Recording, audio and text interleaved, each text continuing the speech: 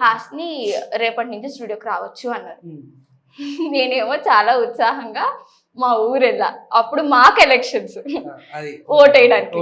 అప్పుడు నేను చెప్పా సార్ లేదు నేను ఓటు అది కాన్ఫిడెన్షియల్ కదా చెప్పచ్చా అంటే ఎవరికి వేసావు అని చెప్పేసి అని అడుగుతున్నావు. అంటే ఎవరికి వేసావు అని అంటే నేను పిఠాపురం ఎమ్మెల్యే గారి మేనకోడల్ని.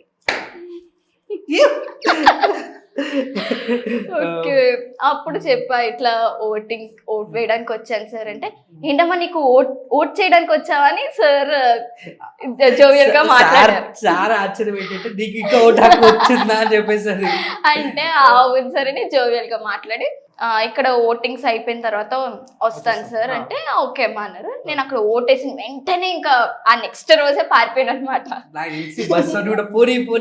కార్లో కార్లో